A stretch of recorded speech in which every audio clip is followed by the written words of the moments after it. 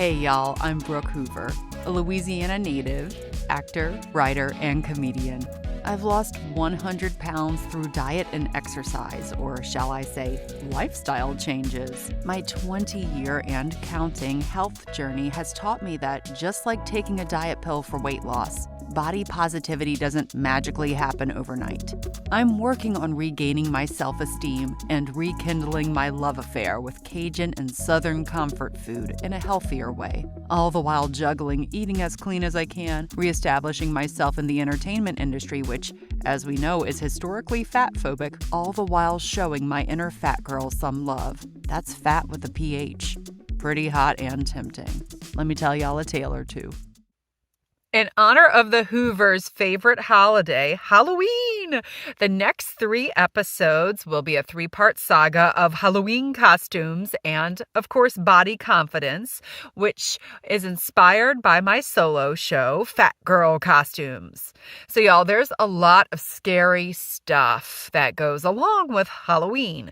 Brain-sucking zombies, Jamie Lee Curtis and Michael Meyers, and basic bitches and overly generic cliche basic costumes. But I think the most frightening thing for me was that it marked the time of me going from childhood naivete of loving myself as I was to the doom of self-deprecation.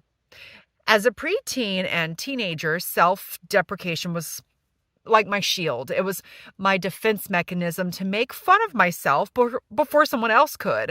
Like, I was already in on the joke that I was fat, flat-footed, and frizzy-haired. And as an adult, it sort of became my shtick for comedy's sake.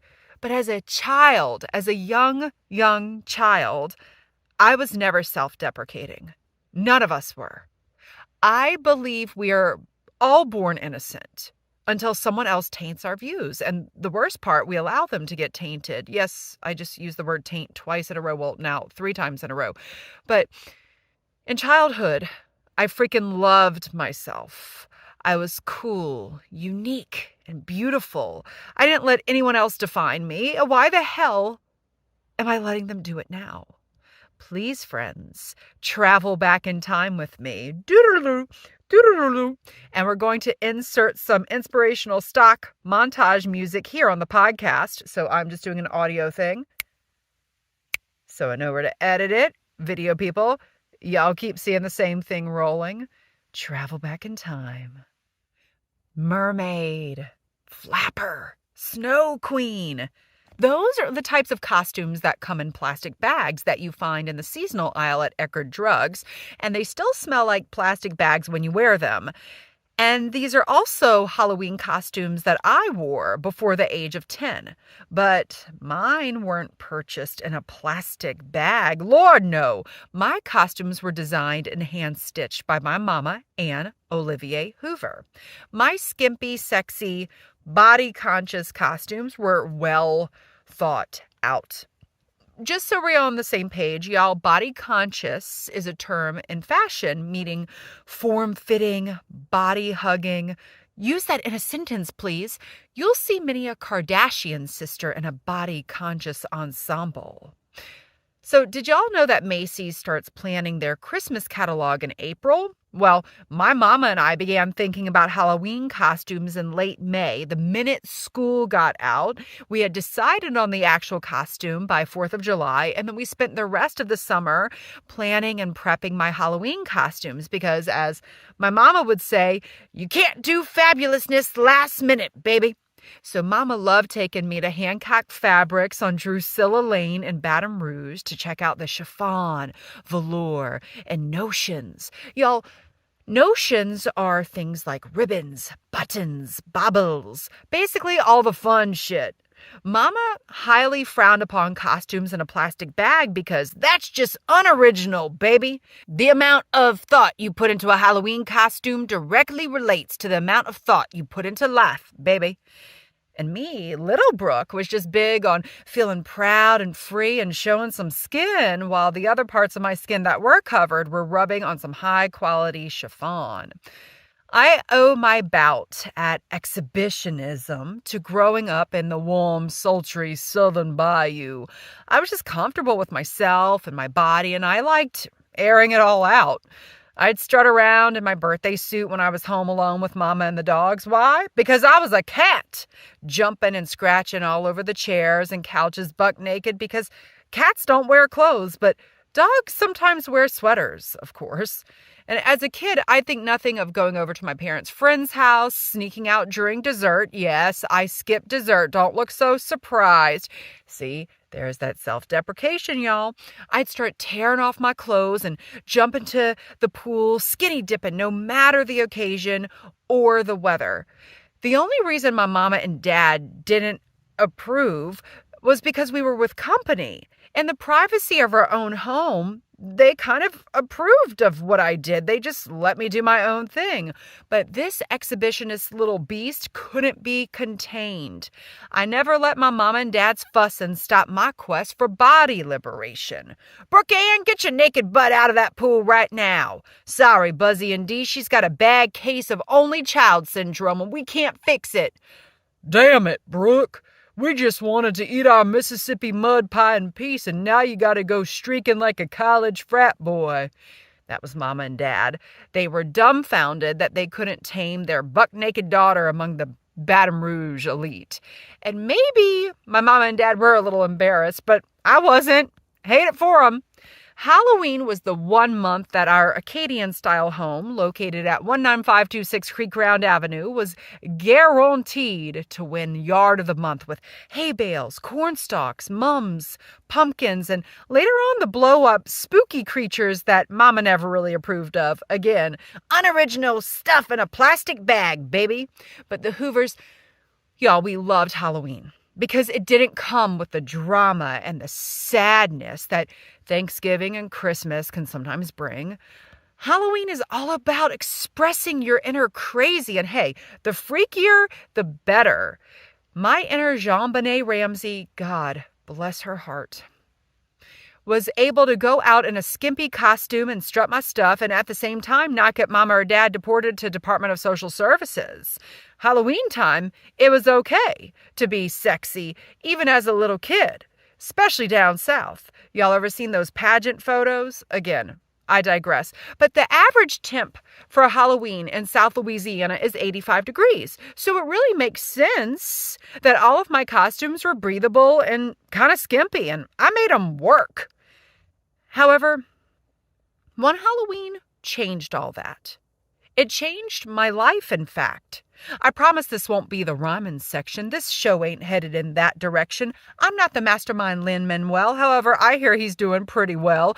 I digress. Let's insert some inspirational stock 80s montage music to travel back yet again. Doodle-doot, doodle-doot, snapping of the fingers to edit that audio on the podcast portion of this. It's 1988. Ping pong becomes an Olympic sport. Rick Astley's Never Gonna Give You Up is topping the charts. I am 7 years old, and it's the year of my favorite Halloween costume ever. Sexy harem girl. Quick pause. Some of y'all may know that this is just the first time I'll dress up as a prostitute. My acting coach tells me not to judge my characters, just like my mama taught me not to judge myself. At the age of 7, I wanted to dress up as a genie, but my dad, being a lawyer, and my mama being mama, were worried we would go down that I dream of genie route, which in their words would be potential copyright infringement and just plain copycatting, baby. So we went with harem girl, which I now know is basically a hooker with puffy pants. So, y'all, after about 5 months of planning and prepping the sexy harem girl Halloween costume, we are finally ready. At 5:45 a.m. on October 31st, 1988, I go into hair and makeup and then wardrobe. Mama helps me put on my pink chiffon pants, pink veil, and pink lame top with green baubles. Notions, y'all remember Notions? They're little green little baubles hanging from the pink top. I look like an Arabic Delta Zeta, and I'm feeling extra sexy. So my mama takes the annual picture on the porch. And if you want to see the picture, you probably already have, but if you haven't, go to my Instagram, which is at Brooke Hoover, BR00KEH00VER. Remember the O's in Brooke Hoover are zeros, not O's, if you want to check out the photos, y'all. But clearly, I was feeling it. I'm officially ready for wear your Halloween costume to school day, the best day of the year. One slight wardrobe malfunction I shall let y'all know about. My underwear keeps peeking out a little bit from my Genie pants, and Mama says, just lose the drawers, baby. But I say, no, Mama, the chiffon itches me down there on my chunky. I figure it's better to be comfortable than to itch my chunky. No one's gonna notice my drawers. At school, I walk past the lockers to go line up for homeroom, feeling like I'm the Queen of Sheba. And two California raisins, who are actually my best friends at the time, Matthew and Peter, they come up to me. And Matthew, Peter, and I are thick as thieves. I'm maybe like a sexy kind of 7-year-old, but I'm also one of the boys. And those boys mean so much to me that I named our 2 dogs after them. And y'all, while I can appreciate Matthew and Peter dressing up as pop culture icons, their costumes are glorified polyester sacks that were purchased last week when their moms went to buy frozen corn dogs at Walmart. I know I'm going to amaze them and all the other school kids with my custom-made ensemble. Hey, boys! And then Matthew and Peter say, Brooke, you look weird. Your underwear is showing. Everyone can see you're fat. I don't know if the you're fat is your as in Y-O-U-R, like you're fat, your article of fatness, or you're fat as in you are fat. Regardless, I feel this horrible ache in my solar plexus. It's like all my light and happiness has become pitch black, which actually makes sense because your solar plexus is a really important chakra. So if you hit, I'm not going to do it for microphone purposes, but if you hit your solar plexus, do it for about 20 seconds and you instantly start to feel good. Imagine a golden light emanating from this point while you're tapping.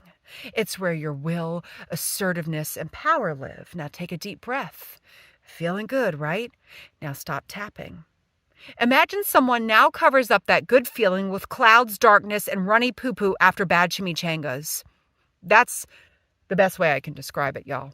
This is my first memory of feeling shame. It's also the first time I'm called fat. Santa Claus, Jolly from Candyland, and Tweedledee and Tweedledum are fat, and I love them.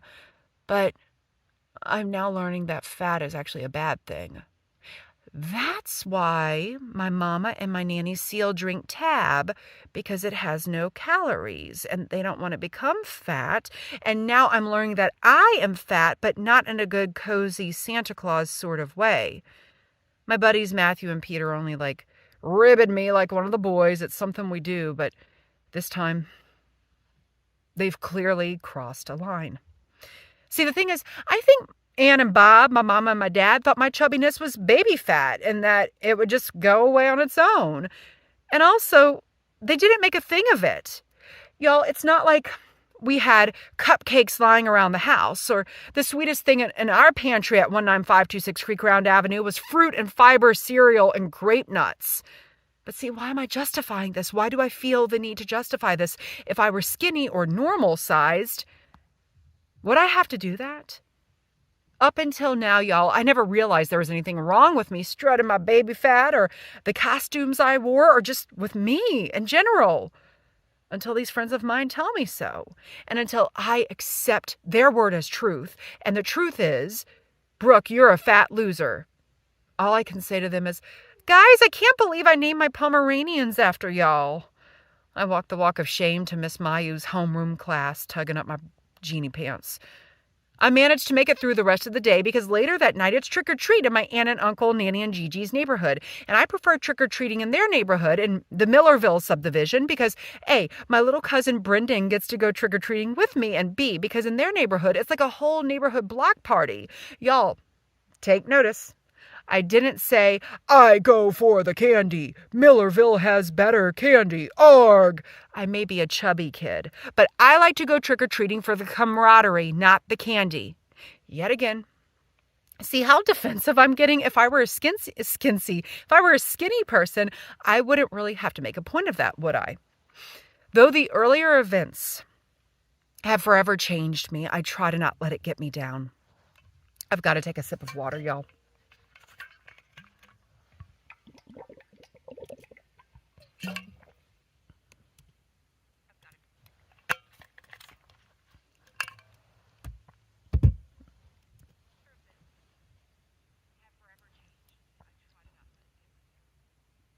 I've got to be a good older cousin for Brendan. But throughout Trick or Treat 1988, I'm trying to hide something I have just been told I should be ashamed of while wearing, arguably, one of the best Halloween costumes ever. From October 31st, 1988 onward, I let shame get the best of me, and I gave up on prancing around in creative, scantily clad costumes designed and constructed by my mama.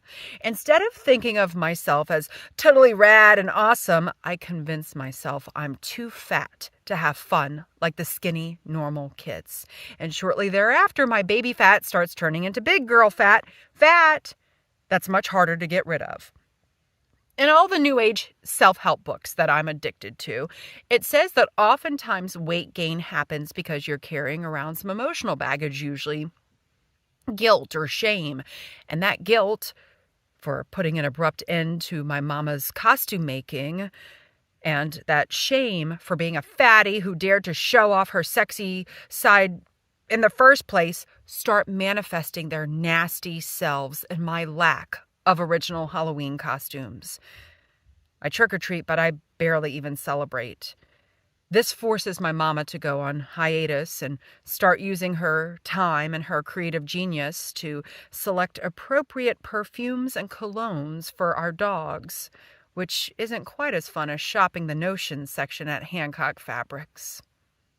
I must let y'all know this is a mini Halloween costume thing saga in 3 parts, as I've said. And if you want to hear how Little Brooke comes through, does she come through? Will she ever come through? Ooh, see, I'm trying to do a Halloween voice.